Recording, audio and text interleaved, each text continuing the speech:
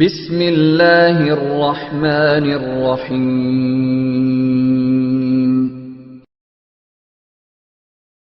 فی ذالکم بلاء من ربکم عظیم وَإِذْ فَرَقْنَا بِكُمُ الْبَحْرَ فَأَنْجَيْنَاكُمْ وَأَغْرَقْنَا آلَ فِرْعَوْنَ وَأَنْتُمْ تَنْظُرُونَ وَإِذْ وَاعَدْنَا مُوسَىٰ 40 لَيْلَةً ثُمَّ اتَّخَذْتُمُ الْعِجْلَ مِنْ بَعْدِهِ وَأَنْتُمْ ظَالِمُونَ ثُمَّ عَفَوْنَا عَنْكُمْ مِنْ بَعْدِ ذَلِكَ لَعَلَّكُمْ تَشْكُرُونَ صدق اللہ العظیم۔ آج کا ہمارا درس قرآن سورہ بقرہ کی آیت نمبر 49 سے شروع ہو رہا ہے۔ اس میں وہ واقعات بیان کیے جا رہے ہیں جو موسیٰ علیہ السلام اور فرعون کے درمیان ہوئے۔ اللہ تعالیٰ نے فرمایا وَإِذْ نَجَّيْنَاكُمْ مِنْ آلِ فِرْعَوْنَ يَسُومُونَكُمْ سُوءَ الْعَذَابِ يُذَبِّحُونَ أَبْنَاءَكُمْ۔ یہ واقعہ یوں تھا کہ فرعون کے دربار میں کچھ نجومی تھے، انہوں نے فرعون کو بتا دیا کہ ایک بچہ پیدا ہونے والا ہے، وہ بچہ پیدا ہوگا تو تیری سلطنت کے خاتمے کا سبب بنے گا۔ فرعون کو جب یہ بات معلوم ہوئی تو اس نے کہا اچھا میں اس بچے کو پیدا ہی نہیں ہونے دیتا۔ تو جو بچہ بھی پیدا ہوتا، لڑکا پیدا ہوتا، اس کو فرعون قتل کروا دیتا، اس کو مروا دیتا۔ جو لڑکی پیدا ہوتی اس کو وہ زندہ رکھتا۔ اس کو زندہ رکھنے میں مفسرین نے ایک بات لکھی ہے کہ اس کا اپنا مفاد بھی تھا، وہ عورتوں سے خدمت کروایا کرتا تھا، تو اپنی خدمت گزاری کے لیے بھی وہ عورتوں کو، لڑکیوں کو رکھا کرتا تھا۔ اور دوسری بات یہ کہ لڑکیوں سے اس کو خطرہ نہیں تھا، نجومیوں نے اسے بتایا تھا کہ ایک لڑکا پیدا ہوگا، وہ تیری حکومت اور تیری سلطنت کا خاتمہ کرے گا۔ اب یہاں پہ ایک بات یہ سمجھنے کی ہے کہ نجومیوں کی ایک بات تو اس نے مان لی کہ ایک بچہ پیدا ہوگا، تو اس نے کہا میں پیدا ہی نہیں ہونے دوں گا، میں اس کو مروا دوں گا۔ اور نجومیوں نے جو یہ اگلی بات کہی وہ تیری حکومت کا خاتمہ کرے گا، اس بات کو اس نے نہیں مانا۔ یا تو وہ پوری بات مان لیتا نجومیوں کی اور وہ سمجھ جاتا ہے کہ بچہ پیدا ہوگا اور وہ میری سلطنت کا خاتمہ کرے گا، تو وہ کسی کو مرواتا ہی نہ۔ تو اس نے گویا کہ جو اپنے مفاد کی بات تھی اس کو سن لیا، سمجھ لیا، اس پہ عمل کر لیا، جو اپنے مفاد کے خلاف تھی اس کو چھوڑ دیا۔ اور یہ ایک دستور ہے، یہ ایک انسانی فطرت ہے۔ انسان اپنے مفاد کی بات بہت جلد سمجھ جاتا ہے، لیکن اگرچہ بات حقیقت ہی کیوں نہ ہو، انسان کے اپنے مفادات کے خلاف ہو، تو اس کی طرف انسان کی توجہ نہیں جاتی۔ تو بہرحال اللہ تعالیٰ نے فرمایا اور جب ہم نے تمہیں آل فرعون سے نجات دی، جب وہ تمہیں عذاب دیتے تھے، کیسے؟ تمہارے بیٹوں کو ذبح کر دیتے تھے، وَيَسْتَحْيُونَ نِسَاءَكُمْ، اور تمہاری لڑکیوں کو زندہ رکھتے تھے۔ وَفِي ذَلِكُمْ بَلَاءٌ مِّن رَبِّكُمْ عَظِيمٌ، اور اس میں تمہارے رب کی طرف سے ایک بہت بڑی تمہارے لیے آزمائش تھی۔ اب فرعون لڑکوں کو تو ختم کر دیتا تھا، تو یہاں پہ اکبر الہ آبادی ایک بہت بڑے شاعر گزرے ہیں بر صغیر کے، انہوں نے ایک شعر کہا، انہوں نے کہا یوں قتل سے بچوں کے وہ بدنام نہ ہوتا، یوں قتل سے بچوں کے وہ بدنام نہ ہوتا، افسوس کہ فرعون کو کالج کی نہ سوجی۔ تو ہمارا جو آج کا موجودہ نظام تعلیم ہے، اس نظام تعلیم کے اوپر انہوں نے ہٹ کیا ہے، جس کے بارے میں لارڈ میکالے نے کہا تھا اگر اس قوم کو تم غلام بنانا چاہتے ہو، اگر یہاں تم حکمرانی کرنا چاہتے ہو، تو ضروری ہے کہ ان کو ایک ایسا نظام تعلیم دے دو جس کو پڑھنے کے بعد یہ کوئی قائد پیدا نہ کر سکے، کوئی لیڈر پیدا نہ کر سکے، کوئی رہنما پیدا نہ کر سکے، بلکہ یہ کلرک قسم کے لوگ پیدا کر سکیں اور وہ ساری عمر تمہاری ملازمت کرتے رہیں۔ اور اسی سوچ کو سامنے رکھتے ہوئے غالباً 1900 کے ابتدا ہی کے اندر انہوں نے ایک نظام تعلیم بنایا، یا 19ویں صدی میں 1800 کچھ میں، اور ہمارے مدرسے اور سکول کے نظام کو الگ الگ کیا۔ ایک طرف مدرسہ چلا گیا، ایک طرف سکول چلا گیا، اور ان لوگوں کو مراد دینی شروع کر دی جو ان کے اداروں میں پڑھتے تھے، اور پھر انہی لوگوں کو جاتے ہوئے یہاں سے وہ اس خطے کی حکومت جو ہے ان کے سپرد کر گیا اور ان کو مراد دے کے چلا گیا۔ تو اکبر الہ آبادی بھی یہی کہتے ہیں کہ اگر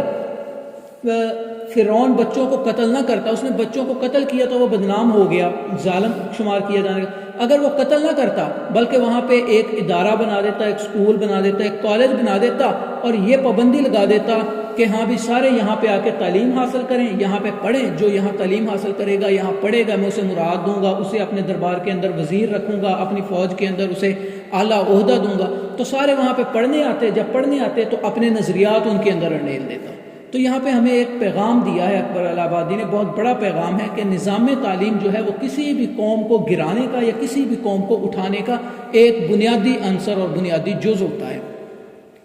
اور اگر اللہ تعالیٰ نے فرمایا وَإِذْ فَرَقْنَا بِكُمُ الْبَحْرَ فَأَنْجَيْنَاكُمْ وَأَغْرَقْنَا آلَ فِرْعَوْنَ وَأَنْتُمْ تَنظُرُونَ،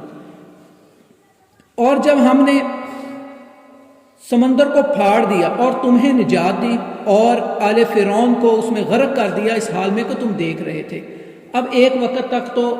حضرت موسیٰ علیہ السلام کی قوم اور فرعون کی قوم ایک ہی علاقے میں رہتے تھے، اکٹھے رہتے تھے۔ فرعونی حضرت موسیٰ علیہ السلام کی قوم کے اوپر ظلم و ستم کرتے تھے، انہیں تنگ کرتے تھے، مارتے تھے، اپنا غلام سمجھتے تھے۔ جو لوگ ایمان لے آئے تو ان کے ساتھ مل کے حضرت موسیٰ علیہ السلام کو اللہ رب العزت نے یہ حکم دیا کہ آپ رات کو یہاں سے ہجرت کر کے چلے جائیں، یہ شہر چھوڑ کے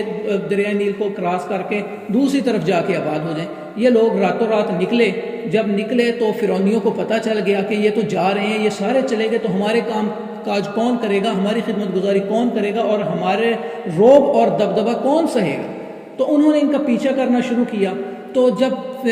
حضرت موسیٰ علیہ السلام اپنی قوم کے ساتھ دریا کے اوپر پہنچے، اب پریشان ہے، آگے پانی ہے، پیچھے فرعون کا لشکر ہے، جان کے لالے پڑے، تو کہا کہ اب کیا ہوگا؟ تو اللہ رب العزت نے حضرت موسیٰ علیہ السلام کو حکم دیا کہ اپنا عصا جو ہے وہ سمندر پہ مارے، وہ دریا پہ مارے، پانی پہ مارے۔ یہ وہی حضرت موسیٰ علیہ السلام کا عصا تھا جس کو آپ پھینکتے تھے تو وہ سانپ بن جایا کرتا تھا، یہ اللہ رب العزت کی طرف سے ایک معجزہ تھا۔ تو آپ نے اپنا وہ عصا مارا، تو عصا مارنے کے ساتھ مفسرین نے لکھا ہے کہ 12 رستے بنے، صرف ایک رستہ نہیں بنا، 12 رستے بنے۔ 12 رستے بننے کی وجہ یہ تھی کہ موسیٰ علیہ السلام کی قوم کے 12 قبیلے تھے۔ جس طرح اب قبائلی نظام، اب اس دور میں تو ہر کوئی سمجھتا ہے قبائل کس طرح رہتے ہیں، کیا ان کا طریقہ کار ہوتا ہے، ان کا ایک سردار ہوتا ہے۔ تو ہر سردار اپنے اپنے قبیلے کو لے کے ایک ایک رستے پہ ہو گیا، تاکہ ایک رستہ ہوگا تو عوام کے زیادہ ہونے کی وجہ سے رش بڑھے گا، تو گزرنے میں دقت ہوگی، وقت لگے گا، فرعون جلدی پہنچ جائیں گے۔ تو ہر سردار جو ہے وہ اپنے اپنے قبیلے کو لے کے ایک ایک رستے پہ ہو گیا۔ اور یہاں یہ بات بھی آتی ہے روایات میں کہ وہ رستے بھی اس طرح بنے، وہ صاف شفاف پانی کے اوپر رستے تھے، اور ہر رستے سے ہر قبیلہ کسی بھی دوسرے قبیلے کو بآسانی دیکھ سکتا تھا، وہ کہاں پہنچے ہیں اور کہاں جا رہے ہیں، وہ ایک دوسرے کو دیکھ بھی رہے تھے اور اطمینان بھی حاصل کر رہے تھے۔ اس طرح وہ وہاں سے پار ہو گئے۔ اب یہاں پہ جن تفاسیر کے اندر یہ 12 رستوں کا ذکر آتا ہے، وہاں ایک بات یہ بھی نقطے کی لکھی ہے کہ اس کا یہ بھی مقصد ہو سکتا تھا کہ جب فرعونی وہاں پہ پہنچے تو وہ الجھن کا شکار ہو جائیں، ہم کون سے قبیلے کا پیچھا کریں، کس رستے پہ چلیں۔ تو بہرحال وہ جب موسیٰ علیہ السلام کا لشکر باہر نکل گیا، موسیٰ علیہ السلام کے ساتھ سارے لوگ اور فرعون کے ساتھ جتنے لوگ تھے، وہ جب سارے کے سارے سمندر میں داخل ہو گئے تو اللہ رب العزت نے پھر سمندر کو حکم دیا اور سمندر آپس میں ملا اور یہ سارے فرعونی جو ہے وہاں پہ غرق ہو گئے۔ جب غرق ہو گئے تو اس وقت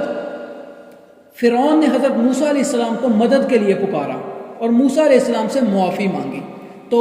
یہ مفسرین نے ایک نقطہ لکھا ہے کہ اللہ رب العزت نے فرمایا کہ اس نے موسیٰ علیہ السلام کو پکارا، جو کہ موسیٰ علیہ السلام دور تھے، موسیٰ علیہ السلام آگے چلے گئے اور موسیٰ علیہ السلام اس کی پکار نہیں سن سکتے تھے اور اس کی مدد نہیں کر سکتے تھے۔ اگر یہ مجھے پکارتا اور میں اس کی پکار بھی سنتا اور میں اس کی دعا کو قبول بھی کرتا اور میں اسے پانی سے اٹھا کے باہر بھی پھینک دیتا اور اس کی توبہ کو قبول بھی کر لیتا، لیکن اس نے مجھ سے معافی نہیں مانگی، اس وجہ سے اس کا انجام یہی ہے کہ اس کو غرق کر دیا گیا۔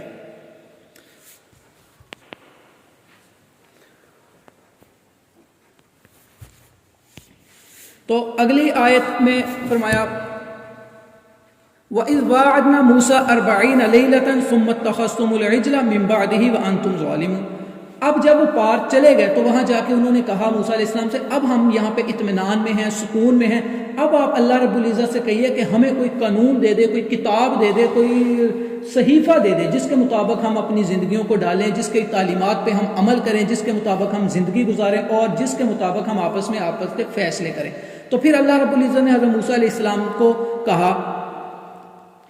کوہ طور پہ آ جائے، وہاں پہ آ کے اللہ رب العزت کی عبادت کریں 30 دن تک، 30 دن روزہ بھی رکھیں اور روزے کے ساتھ اللہ رب العزت کو یاد کریں، 30 دنوں کے بعد آپ کو کتاب دے دی جائے گی۔ حضرت موسیٰ علیہ السلام نے 30 دن تک اسی طرح روزہ بھی رکھا، اللہ تعالیٰ کی عبادت بھی کی، لیکن 30 دن گزرنے کے بعد پھر اللہ رب العزت نے 10 دن کا مزید اضافہ فرما دیا اور کہا کہ 10 دن اور تم اسی طرح میری عبادت کرو۔ جب موسیٰ علیہ السلام نے 40 دن اللہ رب العزت کی اسی طرح عبادت کی تو اس کے بعد اللہ رب العزت نے حضرت موسیٰ علیہ السلام کو تورات کتاب عطا کی۔ تو یہ آج کی ان آیات میں تھا۔ پھر حضرت موسیٰ علیہ السلام جو تورات لے کے واپس اپنے قبیلے میں اپنی قوم میں آئے تو آگے کے واقعات کیا ہیں وہ انشاءاللہ اگلے درس میں۔ سبحانک اللہم و بحمدک اشہد ان لا الہ الا انت استغفرک